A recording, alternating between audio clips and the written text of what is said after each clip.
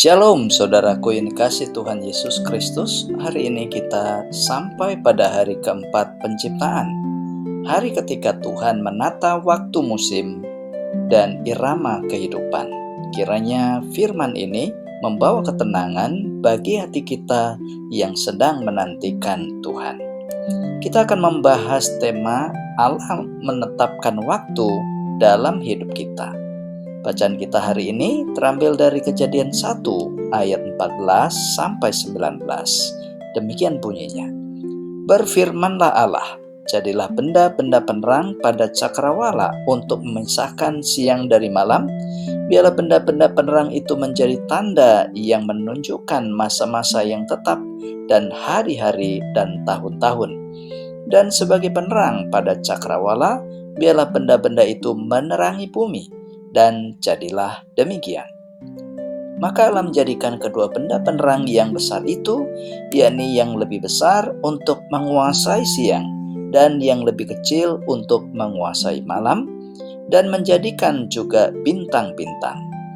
Allah menaruh semuanya itu di cakrawala untuk menerangi bumi, dan untuk menguasai siang dan malam, dan untuk memisahkan terang dari gelap. Allah melihat bahwa semuanya itu baik. Jadilah petang dan jadilah pagi, itulah hari keempat. Nah, saudara yang terkasih, di hari yang keempat ini Allah memperlihatkan bahwa Ia bukan hanya menciptakan terang, Ia juga menata waktu. Disinilah kita melihat matahari, bulan, dan bintang bukan sekedar benda-benda langit, tetapi tanda-tanda yang menetapkan masa, hari, dan juga tahun. Dengan kata lain, Allah tidak bekerja secara acak. Ia bekerja dengan tata waktu yang begitu sempurna. Seringkali saudara merasa hidup berjalan terlalu lambat, doa belum dijawab, atau hal-hal yang saudara harapkan belum kunjung terjadi. Sehingga kita bertanya dalam hati, kenapa Tuhan? Mengapa bukan sekarang? Atau pertanyaan yang lain, Tuhan, sampai kapan aku harus menunggu? Namun di hari yang keempat ini, mengingatkan saudara dan saya bahwa waktu bukan ada untuk menunda. Waktu ada untuk menyiapkan saudara dan saya.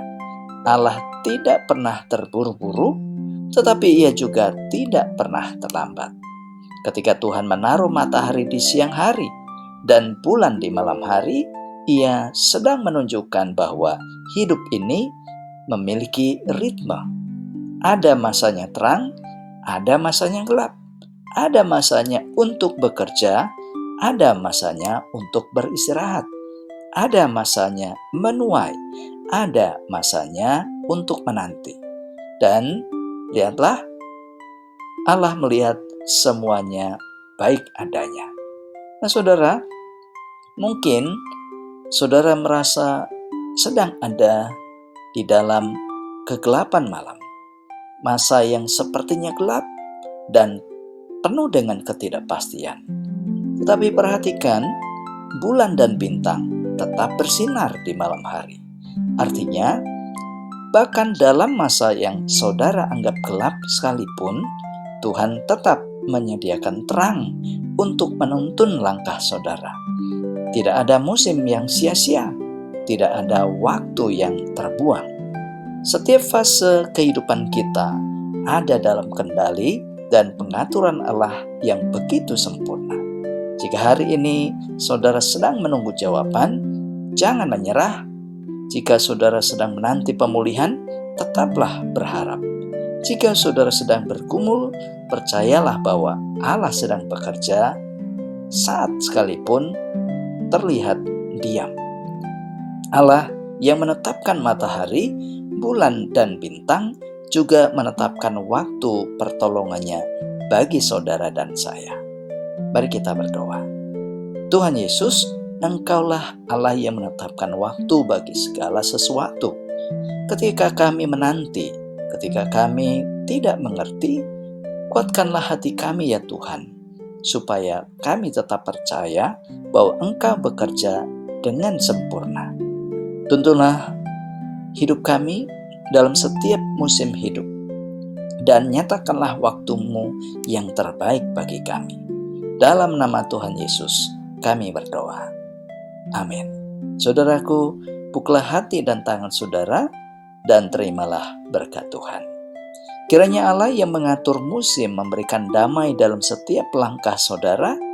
Kiranya terang Kristus menyertai dalam hidup saudara, dan kasih-Nya menopang baik siang maupun malam.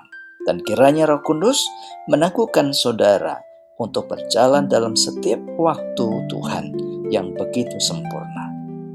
Amin. Nah saudara, jika ada pertanyaan atau komentar, silakan isi di kolom komentar. Jika ingin didoakan dan konseling, silakan hubungi nomor yang tertera di dalam deskripsi channel ini. Terima kasih, sampai jumpa pada renungan selanjutnya di hari yang kelima. Tuhan Yesus memberkati. Shalom.